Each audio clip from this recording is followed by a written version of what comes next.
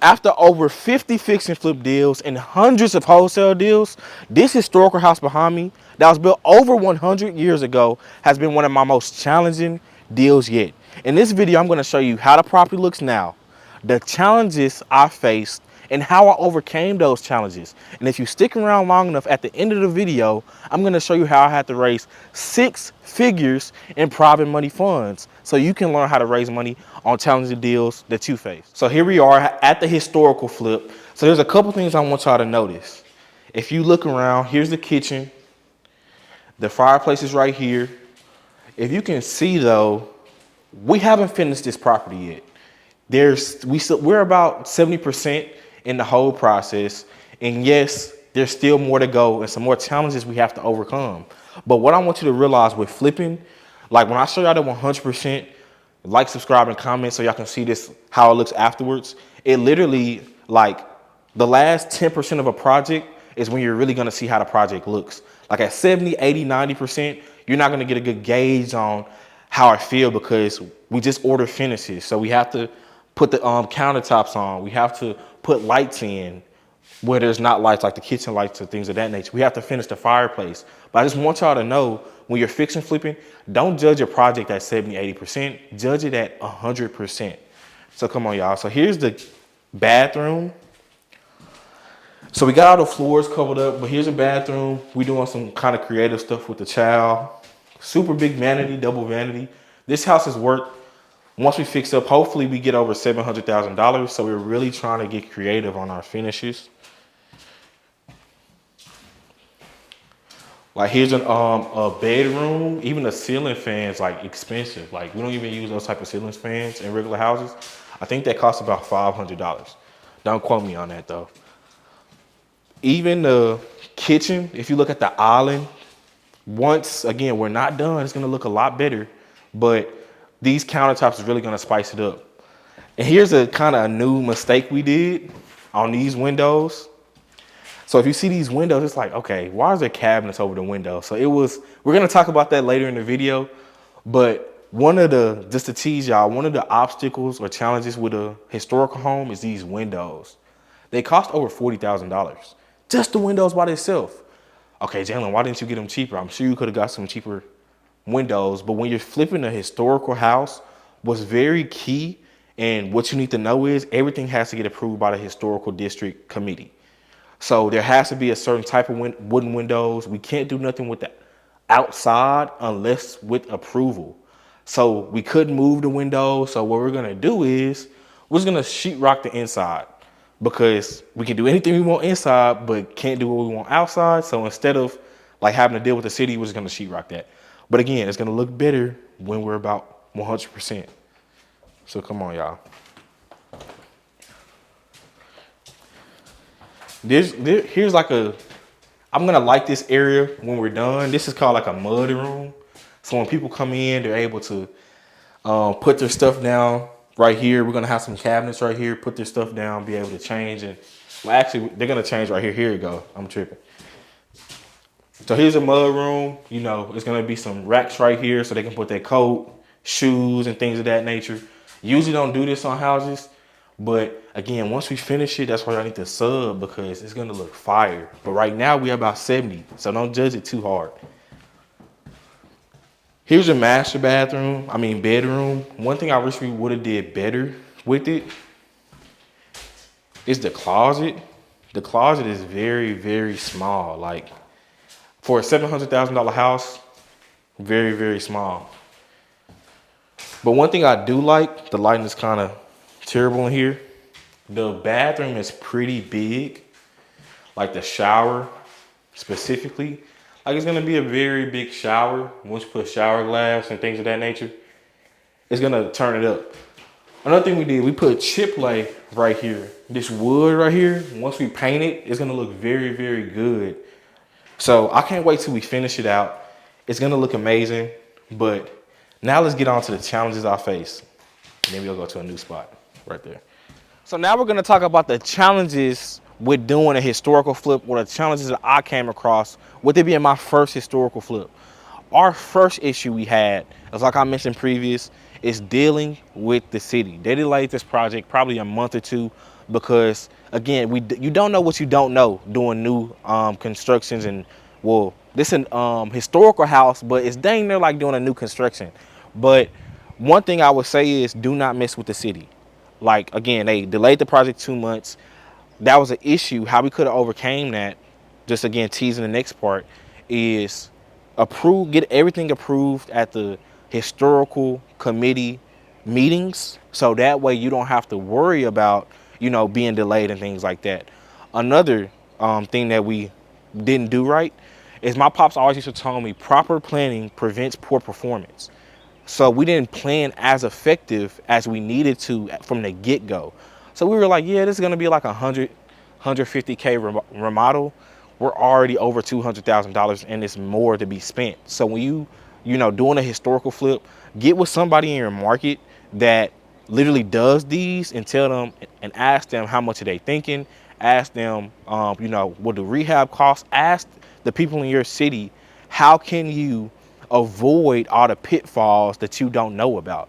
And it's crazy, y'all. This is why you listen to wisdom, because we had somebody in our market that does historical homes to come and tell us that it was going to be like a $250,000 rehab. And we were like, no, he doesn't know what he's talking about. But he's the person who's doing these deals. He's the person who's doing the historical deals. So that told me one thing. That told me that listen to wisdom. Listen to people in your market and don't think you know it all. And it's crazy because the reason why we didn't listen to him is because we had a quote from one of our contractors that we've done a lot of business with. And he was telling us that, no, I can do this for about 60K labor. So we started doing a number, 60K labor, add up the materials, add up the big ticket items. Oh, we should be at around 150K, but we should have listened to wisdom, because that same contractor, another obstacle, that same contractor screwed us over. And just like he did this fence, y'all, let me show y'all this. Like, look at this. Like, the fence is in, we probably spent over $10,000 on this fence. And even at the back, like, it's shaky. So we picked the wrong contractor. Okay, and I'm gonna tell y'all what we could have done at the end of the video to, make sure that wasn't an issue. You have to stick around.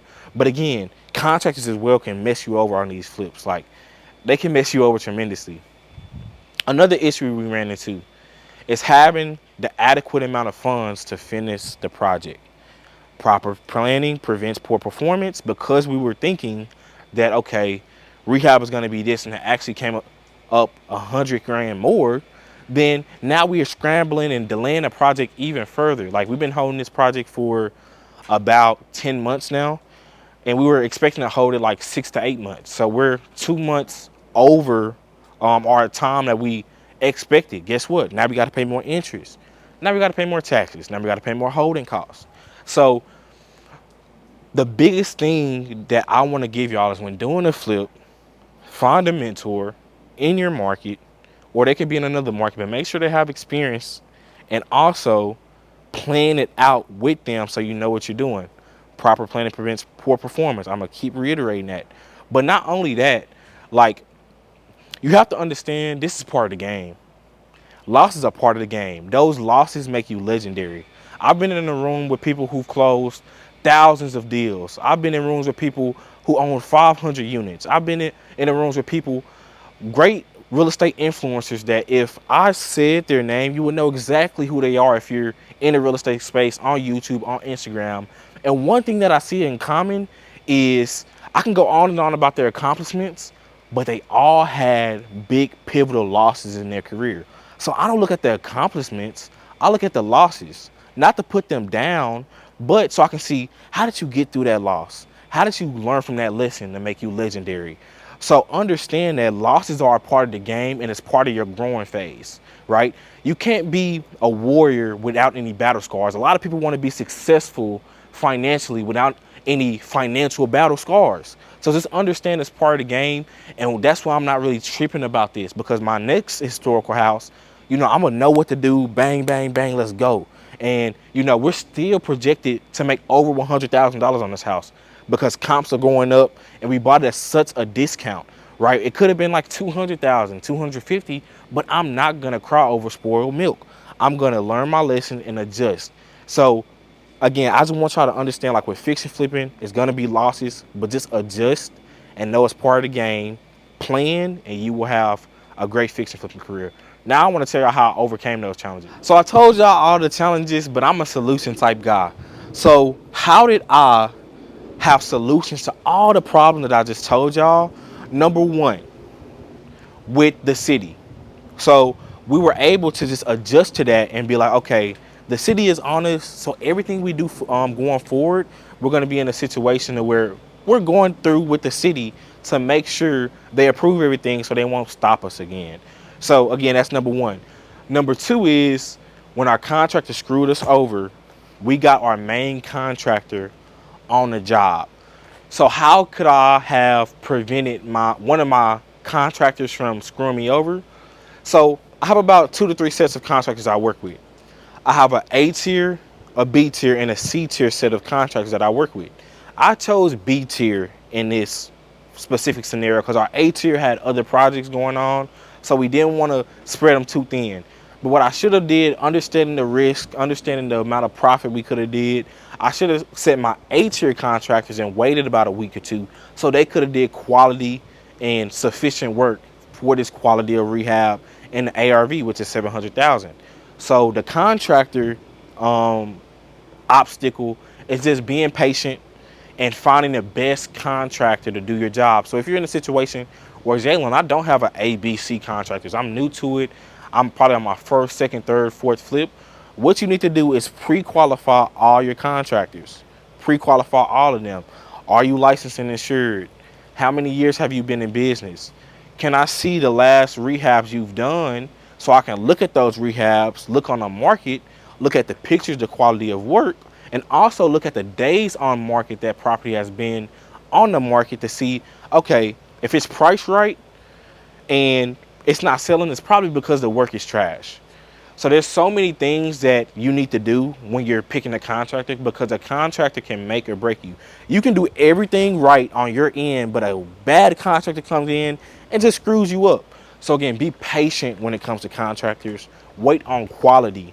Wait on quality. Patience is key in this game. Another thing, so from when we started the project, we should have planned it. So like I told y'all, we had somebody that we know that does historical homes, and we didn't listen to his advice. What we should have did, we should have sat down, asked him why he thinks it's going to cost this much, give me some examples, and kind of walk me through it. So when you have a mentor, you want to ask them to sit down with you, walk me through the process so I can understand. But you have to understand, before you asking somebody just to spend their time, the most valuable thing on the planet, people say time is money. No, time is not money. Time is exponentially more valuable than money. If I told you right now that I will give you $1 million, but you had a day to live, would you take that? I'm already know you're going to say no. So time is not money.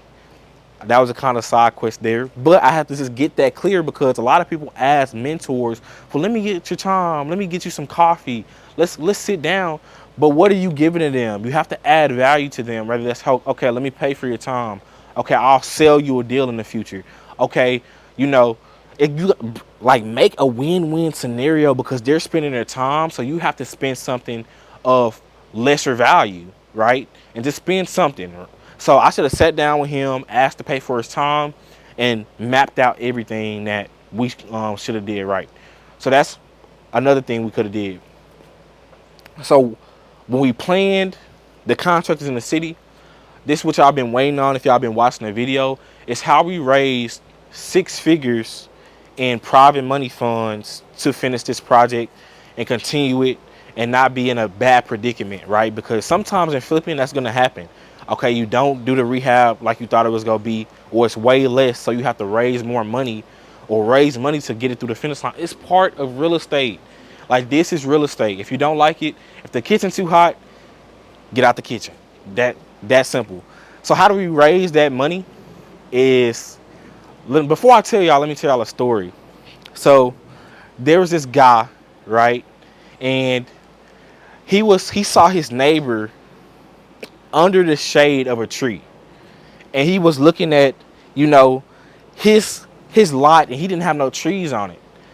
So he wanted to sit in the shade, but he didn't have a tree on his house. But he saw his neighbor had a tree. Okay, Jalen, what does it have to do with real estate? That has so a lot of people want to sit in the shade and not plant a tree. What does that mean? So a lot of people want to raise money but are not planting seeds.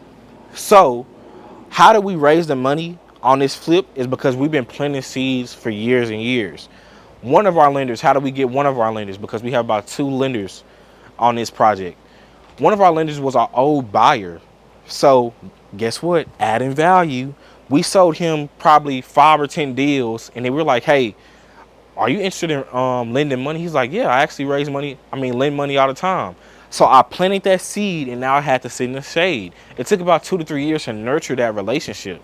So again, plant seeds. Another one of our contractors, again, I mean, our lenders, because how do we raise the money, is one of my students is actually a lender as well. But before he became my student, he was coming to our fix and flip properties, seeing our work, seeing the sell on the market, seeing our quality of work.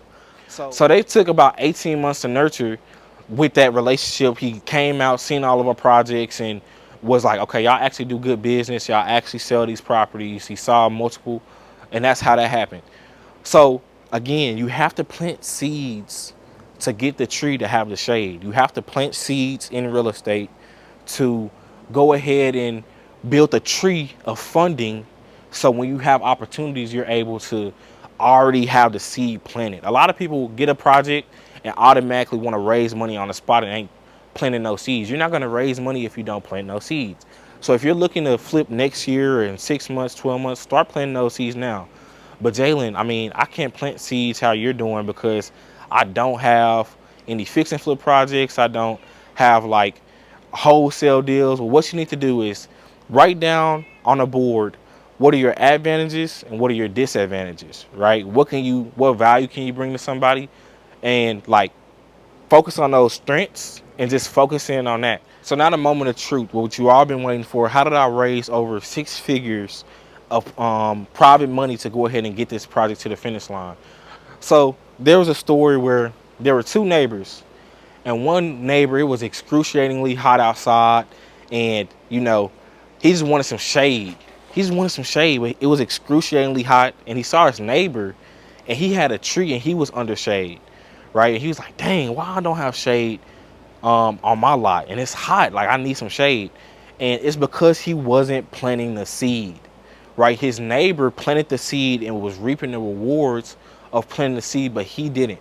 Okay, Jalen, what does it have to do with real estate? Like, that has nothing to do with real estate. It actually does, from the perspective of a lot of people want shade, but they're not willing to plant trees. A lot of people want to raise money, but don't plant any seeds before to see the fruit of the seed they planted. So what do you need to do to raise money? And how did I raise money? Is planting seeds. We had 2 lenders on this house. One lender was a buyer that we had for over 3 years. So we sold him about 5 to 10 deals. And because we sold him 5 to 10 deals, and we asked him one day, hey, are you raising money? I mean, are you lending money right now? And lo and behold, that's something he does on the side, is lend money to investors he know. But how do we get that relationship? Is adding value to him over years, right? Giving first and asking later, right? The principle of planting the seed, right? You have to give the soil the seed. You have to give the soil and the seed water. So you have to give for the tree to sprout, for you to have shade. So when raising money, you have to give, plant, nurture, keep nurturing. Okay, I'm not seeing the fruits. Okay, let me stick in there, keep nurturing the seed. For a year or 2 later, now you have money raised from the seeds you nurture. So we added value to him. We added value to the soil. We added value to the seed. So that's how you have to think about raising money. Like, add value to people, and then they will give you value back. So we had another lender. So we had 2 lenders on this. Another lender was actually somebody that was coming to my meetups, and he saw that we did quality work. He saw that, okay, I see the project at week 6, and I saw it at week 8. I saw it sell on the market. I see y'all did 2, 3, 4 more, and I'm going to him and seeing him. I also was teaching him how to do real estate and how to fix and flip, right? So because again I added so much value, it took about 18 months to nurture that relationship. He gave us money as well. So you have to give to raise money. Like, you have to give. So I know you're like, well, Jalen, well, I don't know what I can give. I don't know. Like, I'm not cheap. I haven't done over 350 deals. I don't have that much experience. I don't know anybody. I don't come from money. Excuses, excuses, excuses. What can you do now? Go ahead and write down your leverage on the board. Jalen, what are you talking about leverage? So we all have leverage. Leverage is time. Leverage is skills. Leverage is relationship capital, who you know. Leverage is actual capital, right? Real money.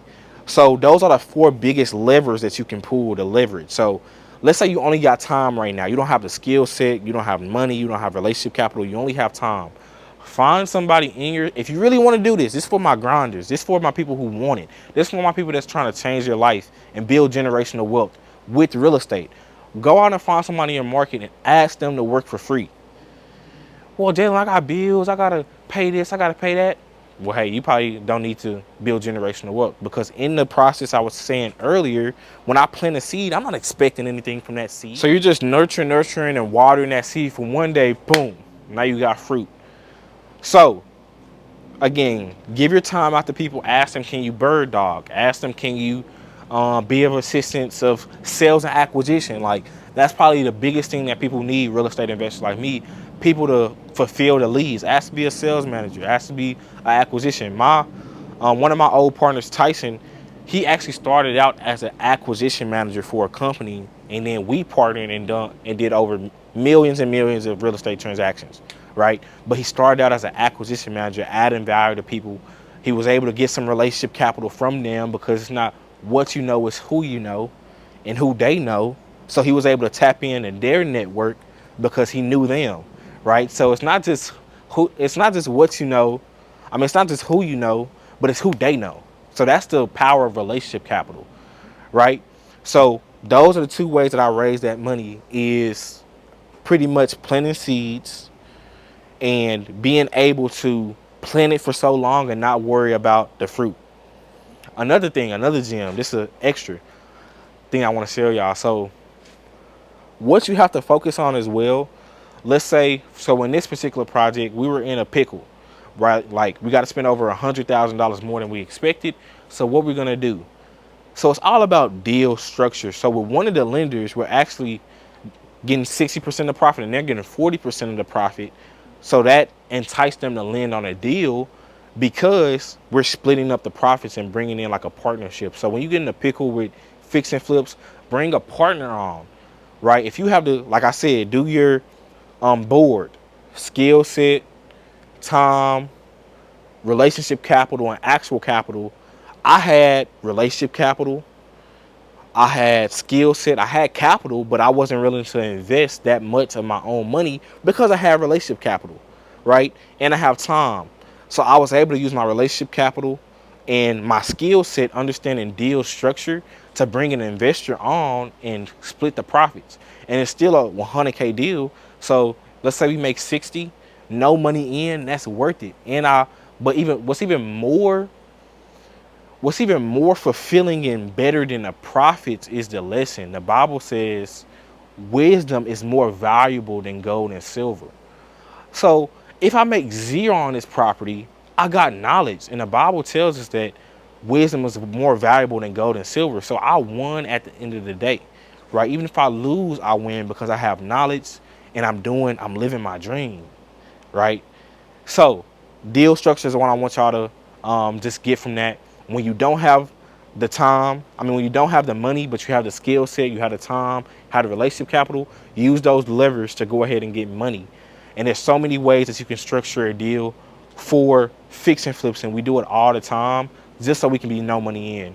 So that concludes this part of the video. If y'all want to see how this property looks and how it goes for part 3, this is actually part 2. If y'all want a part 3, I need at least 200 likes and 15 comments. If y'all give me that, I'll give y'all part 3. If not, I might not come out with part 3.